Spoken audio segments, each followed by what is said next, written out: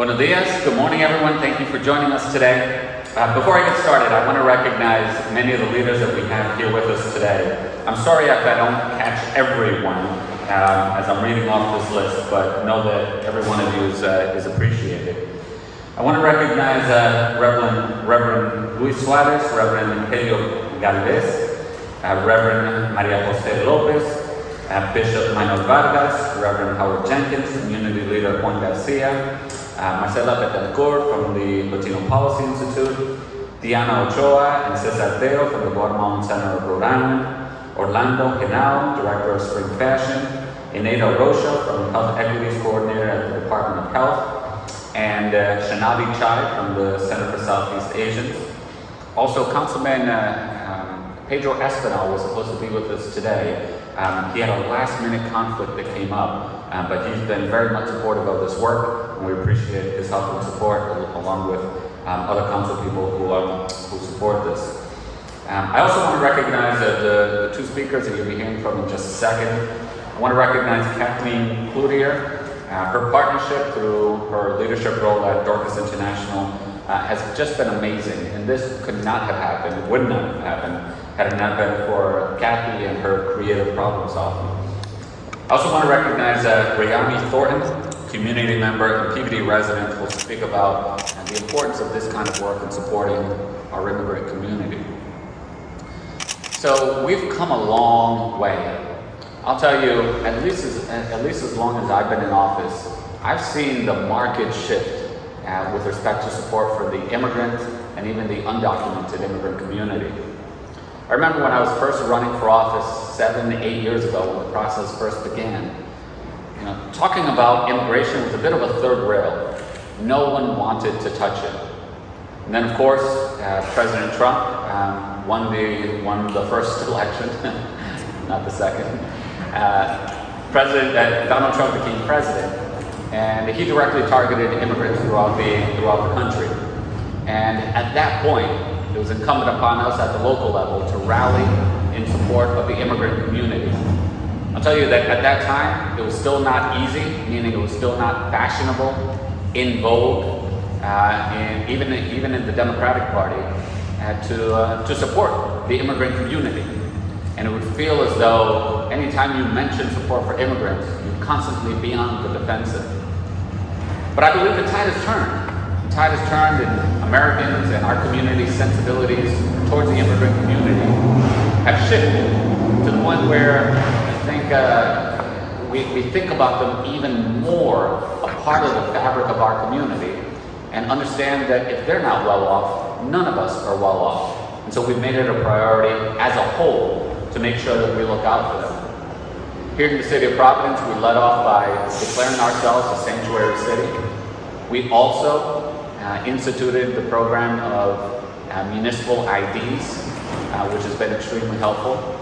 And we've always advocated, with so many advocates as well up at the State House, for driver's licenses for the undocumented. And so suffice it to say that we are not well and whole as a community unless our whole community feels well.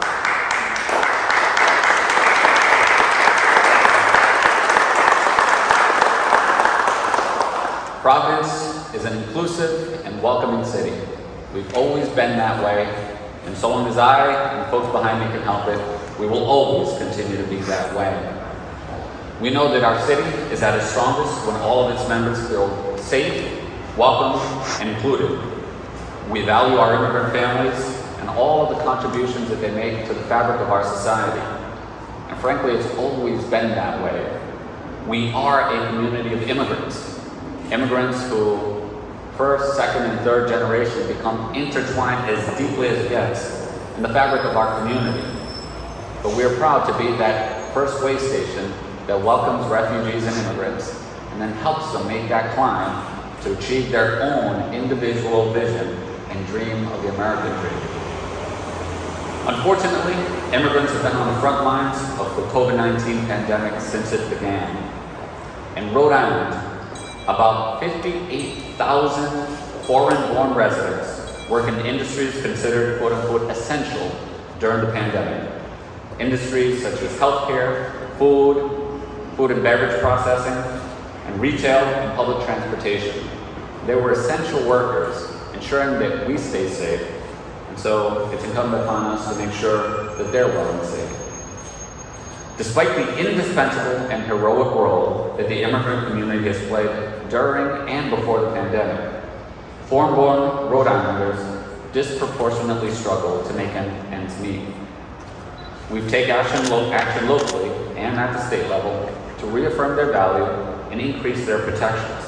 We're all very proud of that. Today, I'm here with Dorcas International and so many community partners, and we're excited to discuss the next steps we're taking to fulfill that American promise right here in Providence. Through the use of American Rescue Plan Act monies, we're partnering with Dorcas International to launch the Immigrant Legal Assistance COVID-19 Recovery Program. After completing a competitive review process, Providence has awarded $500,000 to Dorcas International, who are going to use these dollars to provide legal assistance for immigrants seeking U.S. citizenship. Now, these dollars, there are certain restrictions of what the federal dollars can and cannot be used towards. But working creatively, these dollars are going to offset some of the expenses that Dorcas International has to allow them to continue to make these, provide legal services, legal assistance for many immigrants. But very importantly, and I think significantly, we know that there are many legal residents living in our community that qualify for U.S. citizenship. But oftentimes, the reason why they don't apply for citizenship is either because they don't have the money for the application or because there are some legal issues that they have to overcome. To all of those folks, if you are a legal resident that qualifies for citizenship, I urge you to call Dorcas International right away because you may qualify for this assistance. Again, the cost of simply applying for citizenship is prohibitive to so many people. They've been living in our community. They could become U.S. citizens, but because they don't have the $1,000 or so, have never applied. Well, this program is here to help. I believe that we can ultimately increase the number of foreign-born residents in Providence that seek naturalization as full U.S. citizens, as they're entitled to under the law. The city of Providence is great, not in spite of, but because of the cultural diversity and immigrant heritage that we have here in our community. And our economy can thrive when all of our residents are able to fully participate. We're a welcoming city, and throughout the years, we've made great efforts to protect our immigrant and refugee residents. And this initiative is simply a continuation of all of that work.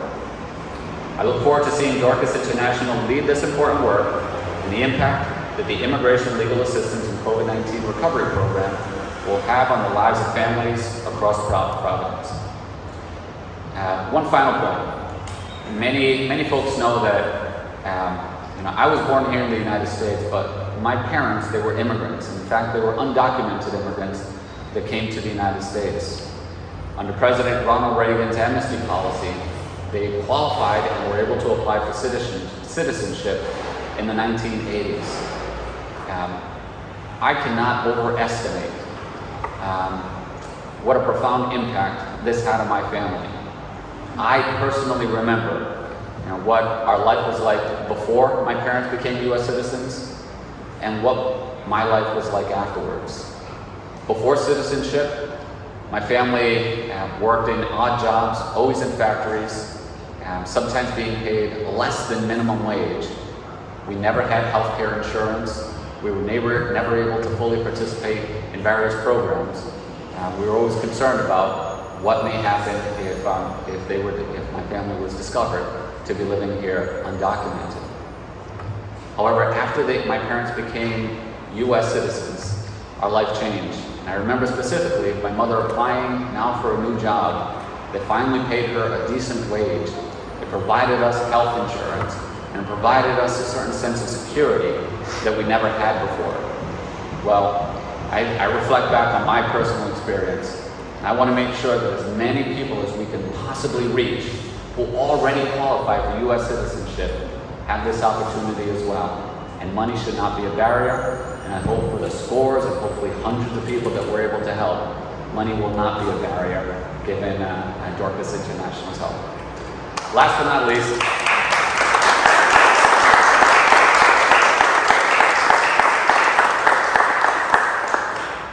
not least, while we're happy to be here celebrating in the announcement of this with Dorcas International, this is really on the shoulders and on the backs of so many long-time immigration advocates here in the city and in the state that have been fighting this fight and taking their advocacy to the city and the state house and the federal level, and have been moving the ball forward this entire time. So I hope that folks who have been advocating for this, both quietly and loudly, and that you see this as more of proof positive that all of your efforts have moved the ball forward and have made a tangible difference in people's lives. And to you I say congratulations and thank you for leading this work.